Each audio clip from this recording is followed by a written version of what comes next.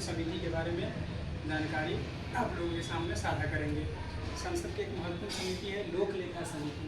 ये लोक लेखा समिति का गठन सबसे ज़्यादा एग्जाम में पूछा जाने वाला कोई समिति है तो यही है लोक लेखा समिति, जिसका गठन 1919 के एक्ट के द्वारा 1921 में हुआ था।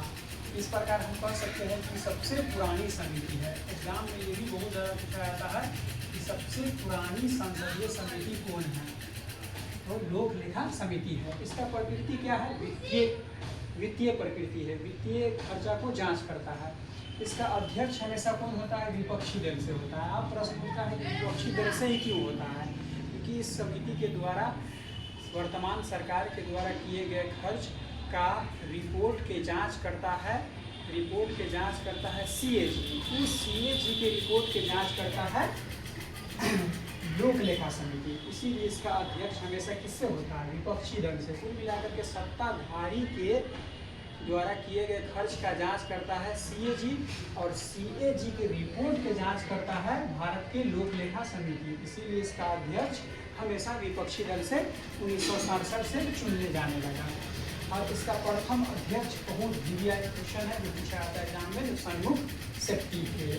और इसका संरचना क्या है? इसका संरचना है इसका कुल सदस्य कितना होता है? तो 22 सदस्य होते हैं, जिसमें से आप लोगों को पता ही होगा कि लोकसभा में सीटों की संख्या ज़्यादा है, इसीलिए लोकसभा से ज़्यादा सदस्य इसमें चुने जाते हैं और राज्यसभा से 7 चुने जाते हैं। फिर इसका वर्तमान सरकार के मतलब ही होता है कि मंत्री परिषद और मंत्री वर्तमान सरकार के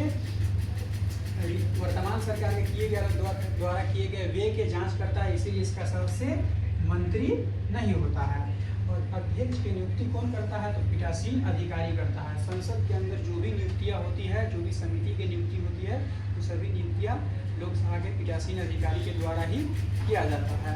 और इसका प्रमुख कार्य क्या है? तो वही कार्य बताएगी कि पहले ही कि CAG के रिपोर्ट के जांच करता है। तो CAG के रिपोर्ट के जांच करता है।